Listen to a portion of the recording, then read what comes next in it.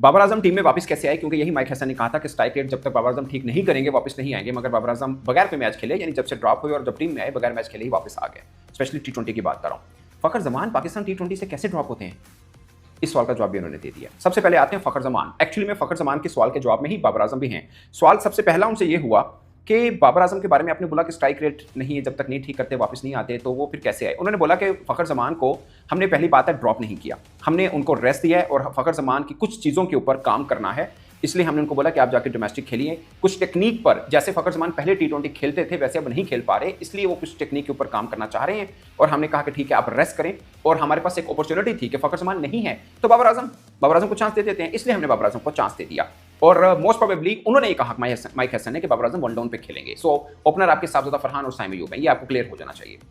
मगर एक बड़ी खास बात जो उनकी बातों से मुझे लगी, उन्होंने डायरेक्टली नहीं कहा बट कह दिया। उन्होंने ये कहा कि 3-4 चीज़ें हैं जिसके ऊपर हमें अभी वर्ल्ड कप की, जैसे कहते हैं कि वर्ल्ड कप का स्पॉट बन गया, इस पर उनसे बात भी हुई। उन्होंने बोला कि नहीं, अभी 2-3 एरियाज ऐसे हैं जिसके ऊपर कंपटीशन है, हम ये जो अभी सीरीज जो होनी है T20 इस पे, और जो आगे ट्राइनेशन सीरीज होनी है इसके बाद हम किसी नतीजे पे पहुंच जाएंगे। सो अभी हमारे पास हम किसी कंक्लूजन पे नहीं है। 3 चीजें बोली। नंबर 1, उन्होंने बोला कि अगर फखर जमान वापस आते तो कंपटीशन होगा। सीधा इशारा वो बाबर आजम की तरफ कर रहे थे कि बाबर आजम के पास ये अपॉर्चुनिटी है कि वो T20 में अपनी जगह को सीमेंट कर लें। अगर बाबर आजम सीमेंट नहीं कर पाए फिर फखर आएंगे तो फिर ऑटोमेटिकली फखर आ सकेंगे। ये बात आप सबको क्लियर होनी चाहिए, इधर बाबर और फखर जमान। अगर बाबर आजम अच्छा खेल लेते हैं तो शायद साइम अय्यूब वाली जगह या कहीं पर भी, या फखर मिडिल ऑर्डर में पहले चुके खेलते हैं, वो एडजस्ट हो सकते हैं। बट अगर फखर को लाना है, अदरवाइज जगह उनकी बाबर की ही है। सो बाबर और फखर, ये आप as a fan, cricket fan भी अपने ज़हन में बैठा लिएगा कि कोच के मन में ये है, वो चाह रहे हैं कि बाबर आजम को चांस दे दिया क्योंकि हमने फखर को रेस्ट दिया हुआ है, ड्रॉप नहीं है। फखर इज नॉट ड्रॉप्ड। ये जहन में रखिएगा। इसका मतलब ये होता है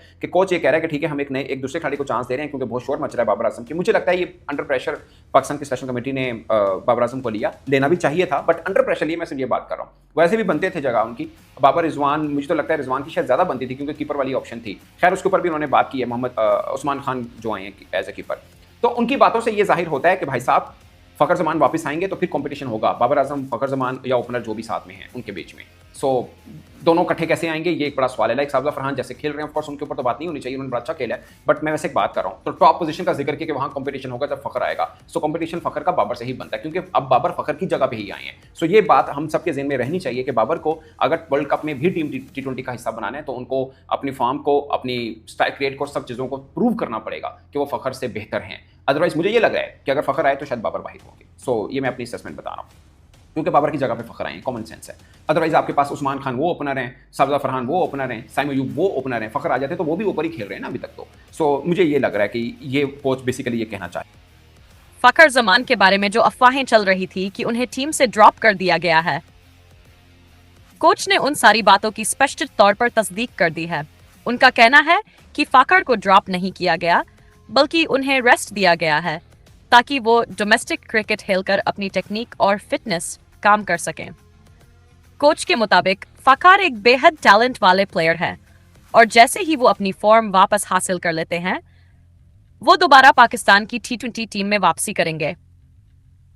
अब बात आती है बाबर आजम की। बाबर के लिए ये एक नया चैलेंज और गोल्डन अपॉर्चुनिटी दोनों है। अगर वो इस मौके पर परफॉर्म कर जाते हैं तो वो ना सिर्फ टीम में अपनी जगह पक्की कर लेंगे बल्कि अपने क्रिटिक्स को भी खामोश कर देंगे। लेकिन अगर वो अपनी बैटिंग में वही पुरानी स्लो अप्रोच दिखाते हैं तो फिर चांसेस यही हैं कि अगली सीरीज में फखर जमान दोबारा टीम में लौट आएंगे और बाबर आजम को बेंच पर बैठना पड़ सकता है। दूसरी तरफ साहबजादा फरहान की पोजीशन काफी स्ट्रांग नजर आ रही है एशिया कप में। खास तौर पर इंडिया के खिलाफ उनकी परफॉर्मेंस ने सबको इम्प्रेस किया। उन्होंने ना सिर्फ टीम में अपनी जगह बनाई बल्कि ये भी दिखाया कि वो प्रेशर के मोमेंट में भी शानदार परफॉर्मेंस दे सकते हैं। अब अगर बात करें साइम अय्यूब की तो उनके लिए ये सीरीज शायद फाइनल चांस साबित हो सकती है।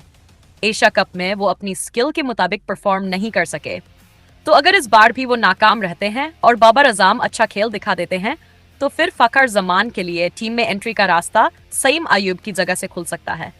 लेकिन अगर बाबर आजम और साइम अय्यूब दोनों ही परफॉर्म कर जाते हैं तो फिर टीम मैनेजमेंट के लिए ये फैसला करना मुश्किल हो जाएगा कि फखर जार जमान को कहां फिट किया जाए। ऐसे में चांसेस यही है कि फखर को मिडिल ऑर्डर में आजमाया जा सकता है।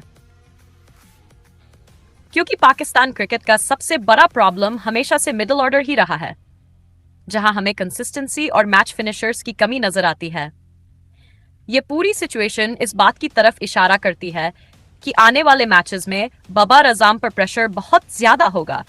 उन्हें अपनी बैटिंग में अग्रेशन दिखाना होगा, स्ट्राइक रेट इंप्रूव करना होगा और वो बाबर बनकर लौटना होगा, जिसे दुनिया किंग बाबर के नाम से जानती है। तो अब सवाल आपसे है, क्या बाबर आजम इस चैलेंज को संभाल पाएंगे? क्या वो अपनी परफॉर्मेंस से टीम में अपनी जगह पक्की कर पाएंगे, या फिर एक बार फिर फखर जमान उनकी जगह लेते नजर आएंगे? अपनी राय कमेंट सेक्शन में जरूर बताएं, और अगर आपने अभी तक हमारा चैनल सब्सक्राइब नहीं किया तो जल्दी से कर लीजिए, ताकि क्रिकेट की हर बड़ी न्यूज, हर अपडेट और हर एनालिसिस आपको सबसे पहले मिले। अभी के लिए इतना ही, मिलते हैं अगली वीडियो में एक नई अपडेट, एक नए एनालिसिस के साथ।